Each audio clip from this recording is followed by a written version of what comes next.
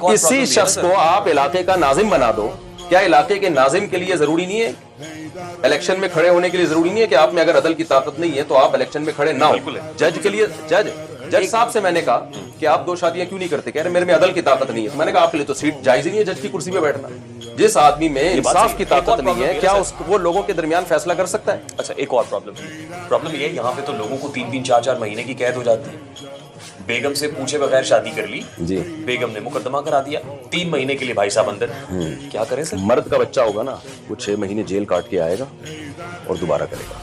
मैं तो तैयार था। नहीं, प्रॉब्लम है ना सर, देखिए एक है रियासत का कानून, इस्लामिक जुरिस्प्रूडेंस, रियासत का कानून अगर इस्लामी कानून के अगेंस्ट जा रहा है ना तो फिर उसकी कोई हैसियत। इस्लामी जमहूरिया पाकिस्तान है, इस्लामी नजरियाती काउंसिल है, तो हर कानून इस्लाम के मुताबिक नहीं है। इस्लामी जमहूरिया 100% ये तो दिस इज नॉट जस्टिफाइड। इस्लामी जमहूरिया पाकिस्तान में अगर कवानीन हमारे इस्लामी नहीं है जी तो कौन आवाज उठाएगा सर? सारे कवानीन कुछ इस्लामी भी हैं, कुछ गैर इस्लामी भी हैं, तो इस पे इस्लामी नजरियाती काउंसिल को आवाज उठानी चाहिए। तो वो नहीं उठा रही तो फिर ये इस्लामी नजरियाती काउंसिल से आप एक पॉडकास्ट करें, उनसे पूछे क्या आवाज क्यों नहीं। 20 साल से झंझोड़ रहा हूँ, आवाज उठा रहा हूँ, कोई सुनवाई नहीं है, कोई सुन नहीं रहा। एक और इंपॉर्टेंट इशू है ना सर, ये रियासत के कानून को लेके, लेकिन उससे पहले इसको जरा क्लियर कर ले। सही बुखारी मुस्लिम में रवायत है कि बाज़ उम्महातुल मोमिनीन ने तक़सीम वक्त के हवाले से शिकायत की। हजरत सफिया और हजरत आयशा रज़ी अल्लाह ताला अन्हा के माबैन भी इस पे झगड़ा रहता था कि हुज़ूर नबी करीम सल्लल्लाहु अलैहि वसल्लम वक्त किसको दे रहे हैं ज्यादा जी। तो आपके यहाँ ये प्रॉब्लम नहीं होता? देखें, जब आपकी एक बीवी होती है तो भी प्रॉब्लम होती है। आपकी माँ से झगड़े चल रहे होते हैं, उसके आपकी बहनों से झगड़े चल रहे होते हैं। जब 2 होती हैं तो प्रॉब्लम की नौइयत चेंज हो जाती है। उनके आपकी वालदा और बहनों से झगड़े खत्म होकर आपस में शुरू हो जाते हैं। जब आपकी तीसरी होती है तो प्रॉब्लम का रुख चेंज हो जाता है। पहली दूसरी का फड्डा खत्म, दूसरी तीसरी का शुरू। और जब आपकी चौथी होती है तो प्रॉब्लम की नौइयत उसी दिन एकदम से चेंज हो जाती है। तीसरी और चौथी का फड्डा शुरू हो जाता है, पहली दूसरी का खत्म हो जाता है। तो ये दुनिया नाम है प्रॉब्लम्स का। और अगर आपकी एक भी शादी नहीं होती तो आप प्रॉब्लम का डब्बा है। आपके साथ प्रॉब्लम ही प्रॉब्लम है, क्योंकि आप एक हलाल तरीके से अपनी ख्वाहिश पूरी नहीं कर सकते और बुढ़ापा आपका क्या होगा, आपका खानदान नहीं होगा।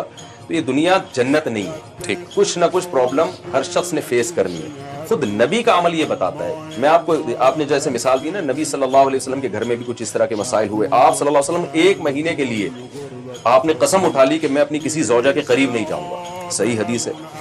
तो आप 1 महीने के लिए अपने घर छोड़ के चले गए और फिर 29 दिन के बाद आए तो साहबा ने कहा आपने तो कसम उठाई थी 1 महीने, आपने फरमाया चांद 29 का है, 29 दिन पूरे हो गए।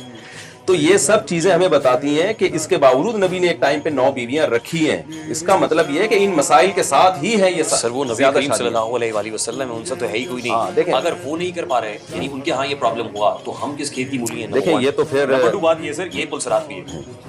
एक और हदीस में है, जिस शख्स की 2 बीवियां हों और उनके दरमियान इंसाफ न कर सके तो कयामत के दिन आधा धड़ गिरा हुआ होगा। इंसाफ ना करे, कर सके नहीं, इंसाफ ना करे। तो ये बिल्कुल ठीक बात है। 2 बीवियां हैं, आपने इंसाफ नहीं किया तो आधा धड़ आपका फालिजदा होगा। प्रॉब्लम भी है ना सर। तो ये हराम है, नाजायज है, अदल करें आप।